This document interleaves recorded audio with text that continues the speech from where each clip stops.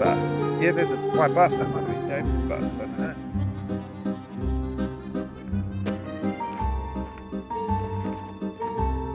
I'm not a card-carrying member of the Flat Earth Society, and I do believe at the end of the day, decisions that are made about something as momentous as this tower have to be science-based.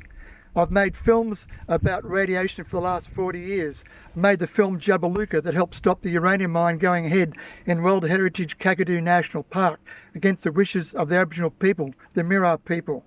And now, a park that I've fought for with many of my generation in the late 80s and 90s, Mount Jerusalem National Park, is similarly under threat from this tower that they want to build up here, Telstra and Co. And I don't believe there's been anywhere near enough community consultation come into our community to convince me and others of our community that are opposed to this that it's totally safe for us and our kids, and most importantly for the environment we share this beautiful park with. Myself and my family live here in the Koonyum Range on Koonyum Range Road, and our major concerns are about destroying this precious native ecosystem that's otherwise been untouched for thousands and thousands of years and is pristine and contains a very precious and rare ecosystem that's not really found anywhere else in the world.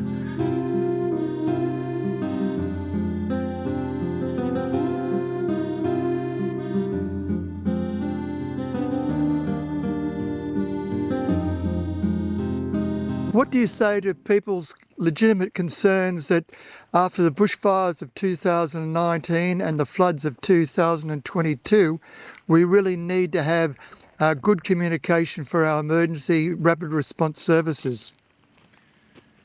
Yeah, it's true that emergency communications in times of crisis are essential, and this has to be a community discussion as to whether the tower and impacting on the ecosystem in this way balances out the impacts of that balances out the benefits that we've got to get. And I feel like it's a decision for the community who lives here, whose lives are at risk in those crises, and it's not a decision to be made on our behalf by the government. I lived through those bushfires of 2019 with my family, and I really was incredibly scared with the floods of February 2022. So I know we need good communications for our first responders, our emergency services. I've been living in this valley for 35 years, and I know how out in the cold we are in many ways, so far from town. But I don't believe we should rush into this. I think to rush these decisions is a mistake. To not consult community and to not have in-depth discussions about the impacts of these decisions is a mistake, because it seems obvious that we want to protect the humans that live here at all costs. But what really is the cost, and what is the cost on the humans? If we damage this ecosystem, what are we doing to the plants, the flora, the fauna of the area, and how does that impact on humans? And this is a complex, nuanced decision, and to rush it through without adequate consultation of traditional owners of this land, the indigenous mob, and without consulting the community who live here and finding out what's important to them, it doesn't make sense to rush it. I don't believe the studies are there. They're going to convince me that EMF radiation, electromagnetic radiation, the sort of radiation that comes from my mobile phone, from your laptops, from your baby monitors, and from these towers, I don't believe the science is giving credence to the fact that it's totally safe.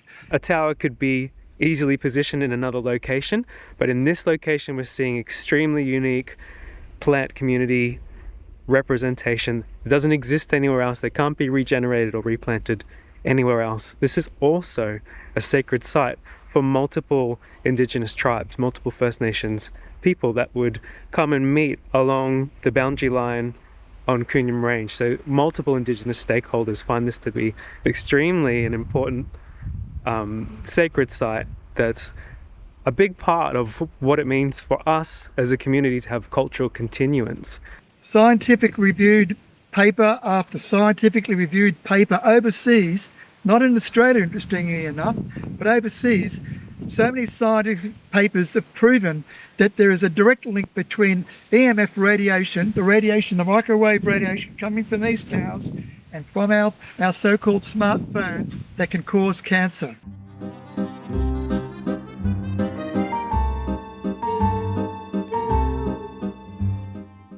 telcos in this country make billions of dollars each year from our addiction to phones and laptops, and they have not financed one study to prove that EMF radiation doesn't cause cancer.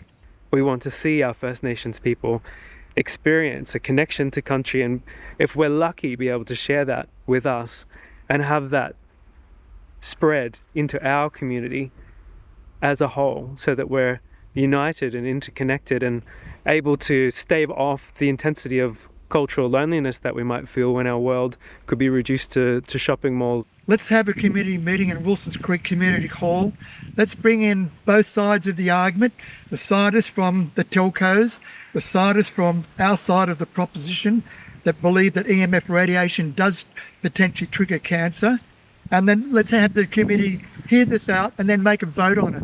It's our community, it's our valley, and we're the ones that are going to be most affected, besides those that don't have a voice.